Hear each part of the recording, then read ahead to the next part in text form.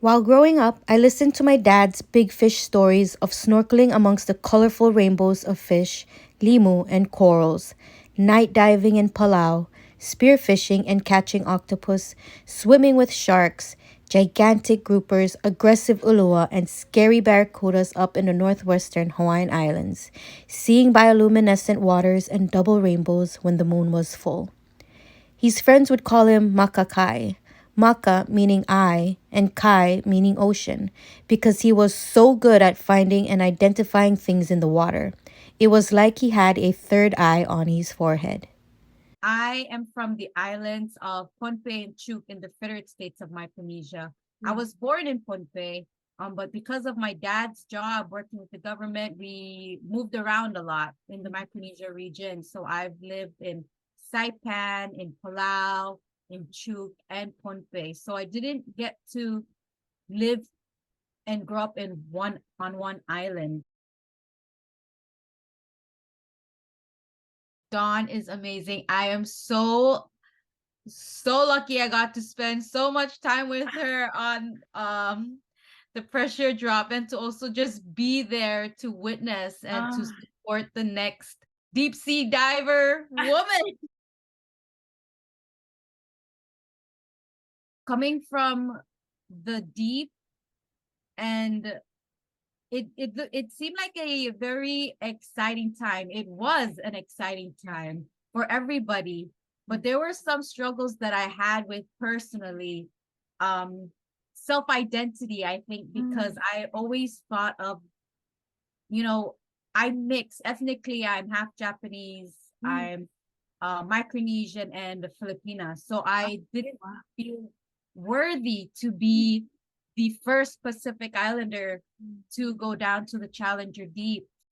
So since I came back from my dive, I've connected with master navigators from Micronesia, and they told me, you were the person that was supposed to be there, that you were the person that was supposed to go down, and nobody could have done it better. And I was like, why? I didn't grow up on one island.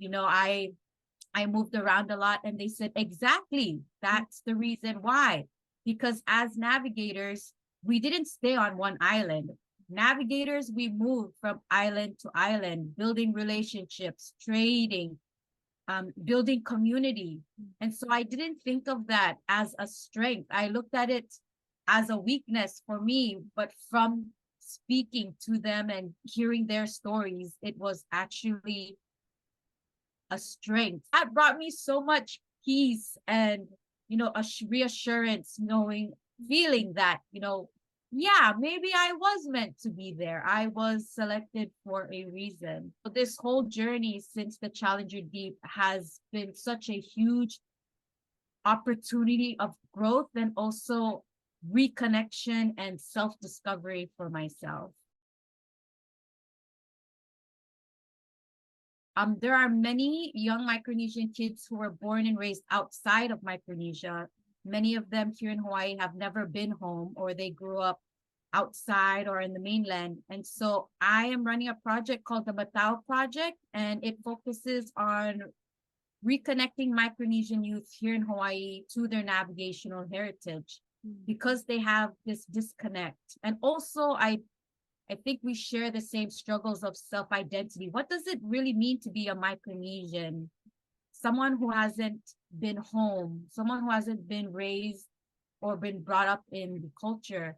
And so through the Matao Project, we use our canoe values, our traditional knowledge, our elders, our stories, to help build a strong foundation for our kids, so that they have pride, but also connect with their roots of where they come from the islands, from Micronesia. And I think this really helps build self-confidence and pride for their identity as Micronesian. Not many have, role models, especially I guess having many of us in STEM fields as well. So last year I graduated with my PhD in marine biology from the University of Hawaii at Manoa. And so Congratulations. thank you. Yeah. Thank you. And it's and that made me the first person from my country to have a PhD in marine biology. So this was not only an accomplishment for myself, but my whole country. Oh You my know, gosh. to also be the first to hold this degree in this field. Oh, But again, you know, there's it's always the struggle for me too that comes with these accomplishments, these achievements, because there's so much pressure and expectations as well. So wow. again, my academic journey of of being the first in that area has also, I've learned to slowly take on and accept as, you know, my responsibility as a Micronesian scientist Yes. for my community, because those two words, Micronesian and scientist, are two words that you don't really see together. Oh, And yeah. so that's something that I try to share with our youth here, to show that, you know, in whatever we do, whatever field we may pursue, that our identity will always be tied to it. Xavier High School really integrates community service, being a woman and men for others. And so during our freshman year, we went down to a local village to stay there for the weekend and help with the community with cleaning, with gardening, whatever help they needed. Sophomore year, during the summer, we had to do 80 hours or 90 hours of community service. Junior year, we had to do 180 hours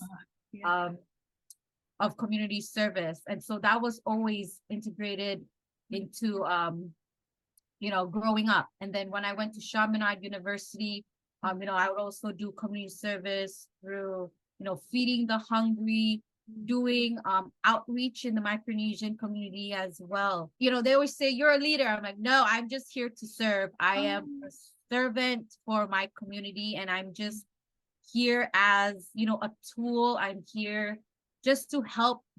I always think of a canoe. So I am here to just help, you know, our youth move from A to B.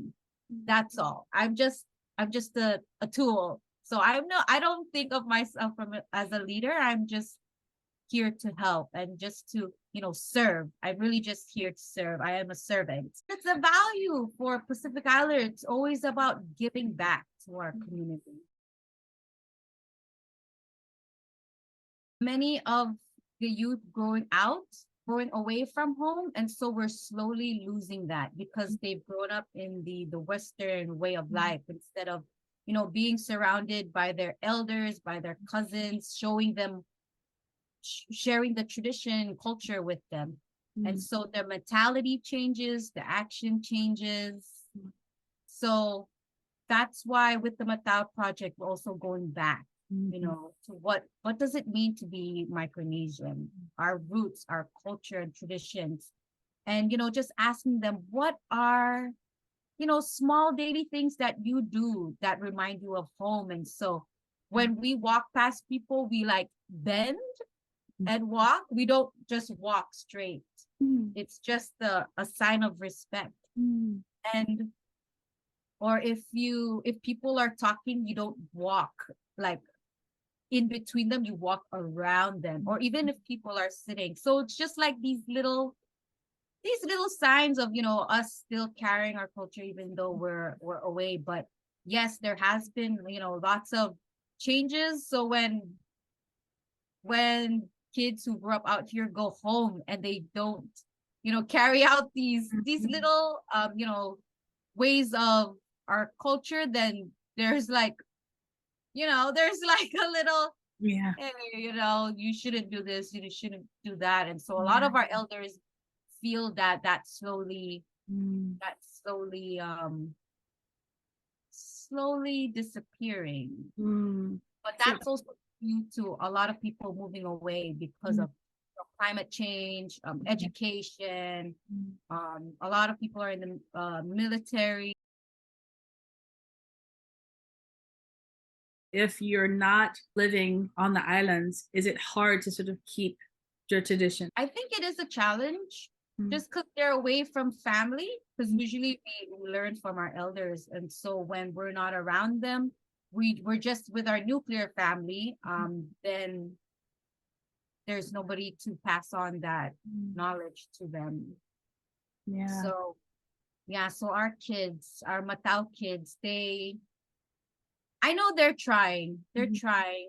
Mhm. But then there's just, I think, that distance and just not being around the community that we would have if we were in the islands. Yeah. But the good thing is you have technology, social media. So there's a way Yeah. to sort of stay connected in that way. Yeah, and there's a lot of projects too that are recording traditional knowledge and sharing about culture, because now they're using media as a way to preserve it. The Native Hawaiians lost their wayfinding tradition. They completely forgot how to navigate using the natural elements. And so they reached out to Maupiailog, who is from the island of Satawal, from the FSM. They asked him to come and teach them how to navigate. And so there was also doubt about our ancestors. People would say, oh, they just rolled up on our islands. It was a coincidence. They didn't know how to use the natural elements. So when Maupiailog came to Hawaii, he taught the Hawaiians how to navigate again. The big historical event was that they wanted to navigate sail Hokulea to Tahiti in 1976. And Mao has never sailed to Tahiti before, but because he knew how to navigate, he came to Hawaii, navigated Hokulea, trained the Native Hawaiians, and they sailed to Tahiti. And so that was a historical moment that, one, proved those people wrong, that our ancestors knew how to read the stars, knew how to use the ocean, the waves, the birds, and stars. And two, it was also like a rebirth of the pride for the Native Hawaiians, because they got to learn how to navigate again. It was such a powerful moment for the whole Pacific. And so that's why when I went down to the Challenger Deep, I brought a canoe, because I went down as the first Pacific Islander, and I'm Micronesian, but I didn't want to only represent Micronesia. I wanted to represent the Pacific, because we are one, basically. We're one Pacifica. Yet, here we are with all these lines drawn here and there that divides us. Yeah. And so I thought, and I spoke to navigators, like, what object can I bring that if you see it, it shouts Pacifica? And so it was the canoe. That also honored Maupiailog and his life dedication and work that he's done across the Pacific, across the whole globe. And so that was in honor of him. That was in honor of all my ancestors and navigation, traditional knowledge, and yeah, the whole community. Nainoa Thompson, who was the Native Hawaiian who trained under Maupiailog, said when Mao came to Hawaii, he brought all of you. So bring Mao, you will bring all of us. And so, of course, the canoe was the symbol. What's so amazing was that when I went down, that was for Maupiailog. And so last July, when I was with Dawn, Remengesau, and Cesario is the son of Mao. So to be on board the pressure drop, I brought the canoe with me as well. And so Cesario and I were sitting above Challenger Deep with the canoe. And so to be there with Mao's son the next year with the canoe I brought down in honor of his father, it was completely full circle because I never would have thought that I would be back at the Challenger Deep, back at the Marias Trench with Mao's son. Being on that ship with all three of them, Don, Tommy, and Cesario, I couldn't believe that I was back on board again with these three individuals, because with Dawn, I saw myself, a little bit of her in me, because she's so strong. She's a woman. She's in science, a woman in STEM. Mhm. And then Remengesau is he's like a global environmentalist. And I was like, oh, I'm trying to do that as well. And with Cesario and navigation, I was like, I am trying. So I saw a little piece of me in each of them. And I think that's what really made the whole voyage so meaningful for me, because I want to be like all of them.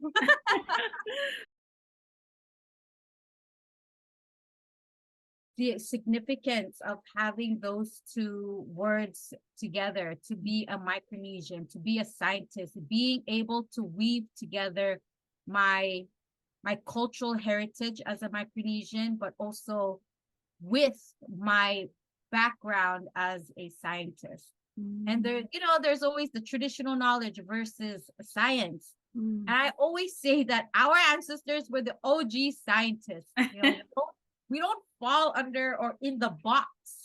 The thing about our ancestors is that they weren't in the box. The classroom was the ocean, the classroom was the land, and they, used all senses. They were able to figure things out. And I always say that I wouldn't be here if my ancestors were not successful. I wouldn't be here. We are their publications. We are their living publications.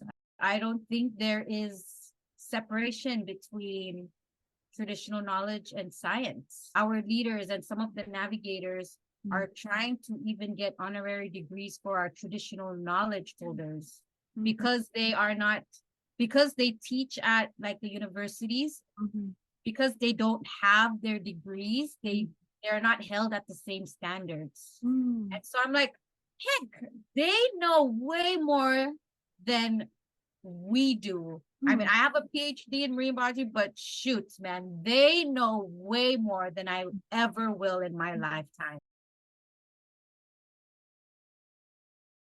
Algae lover. Okay, so this is what my dissertation was on. Yeah. I looked at native macroalgae, their growth and photosynthetic responses. So whenever I go home, people are like, "What are you studying, Nicole?" I'm like, "Seaweed or algae." And they're like, "Why would you do that? Like, why are you studying dolphins or corals or whales or sharks?" I'm just like,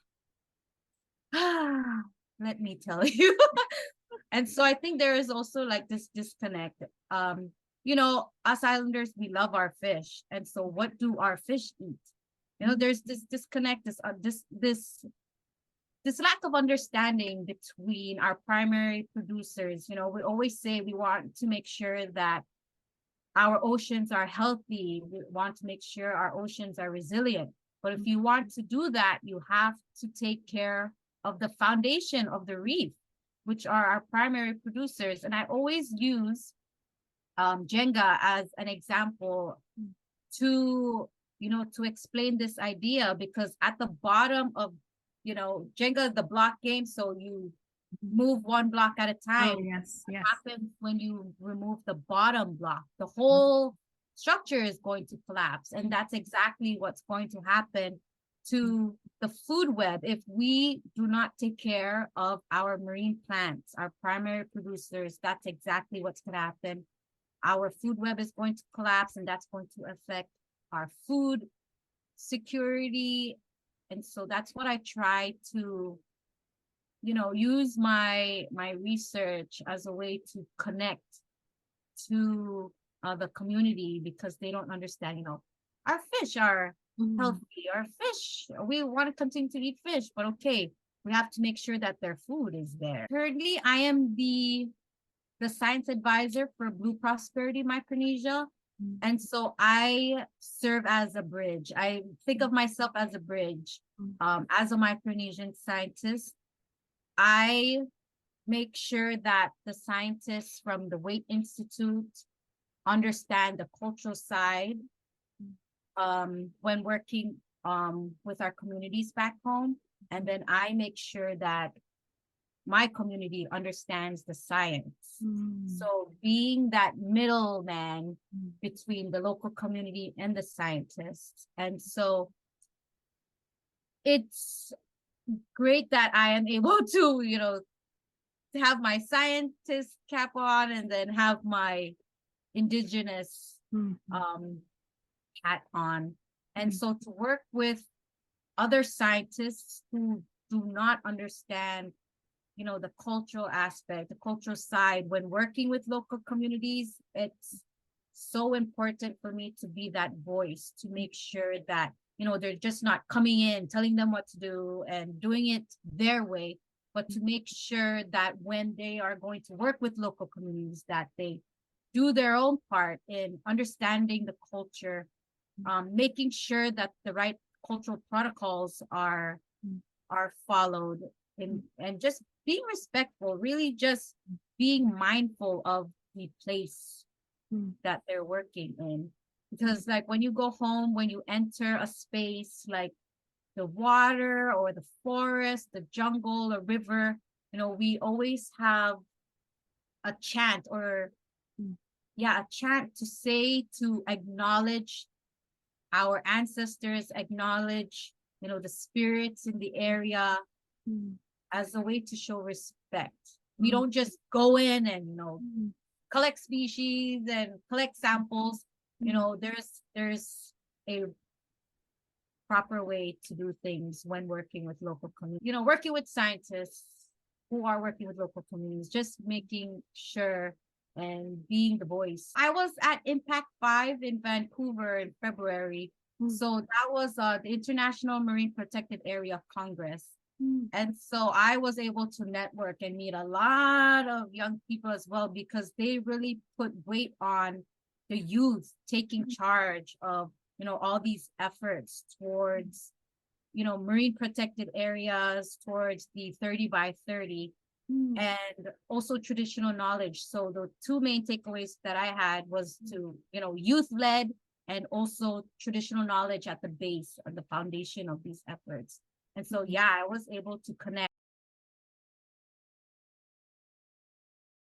Being able to balance, academics, your personal life, self-care, it's so important, because I think I didn't do that very well during my undergrad, because I was just so focused on academics that, I had to find an outlet. So I did like cross country at Chaminade, and I would just like go play basketball. Like I had to find an outlet, because I was just, buried in the books, and I felt like I did that a little bit too late.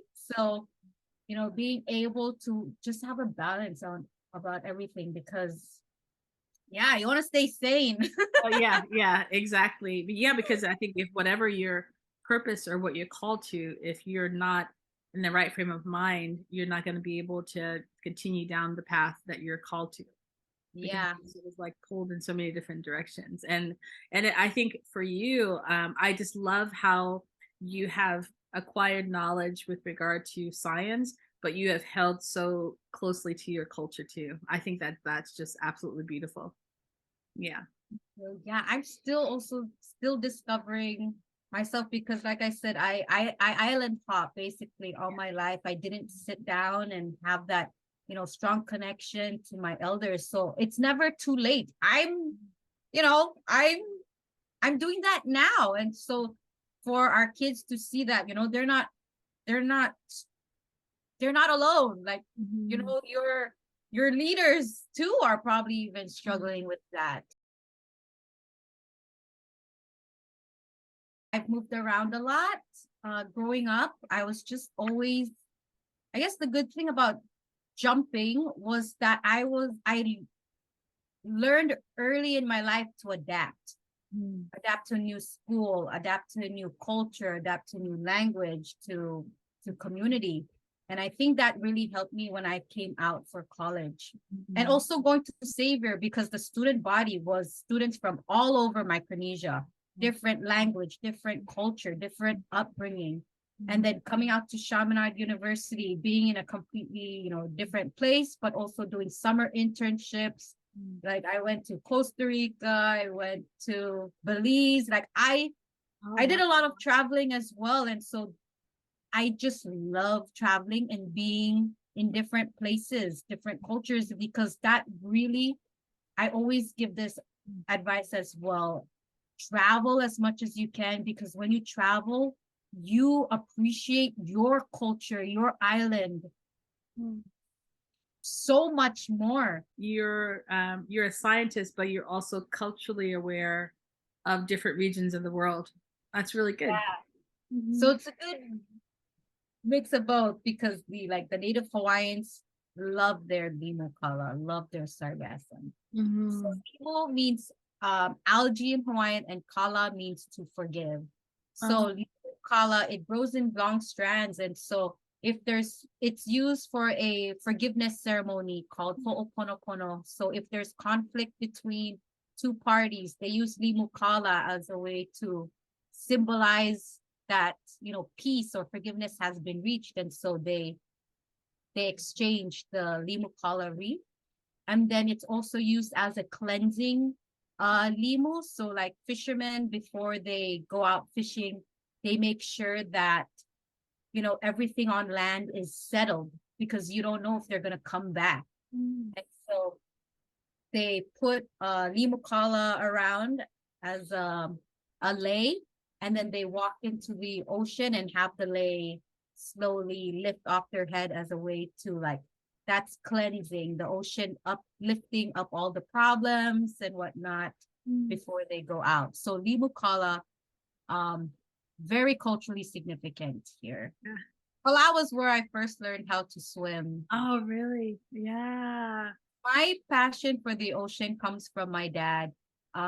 He's growing up, every weekend we would be in the water at the Rock Islands, either in the river or out on the outer islands or at the waterfalls. So I grew up being in the water and snorkeling with my dad.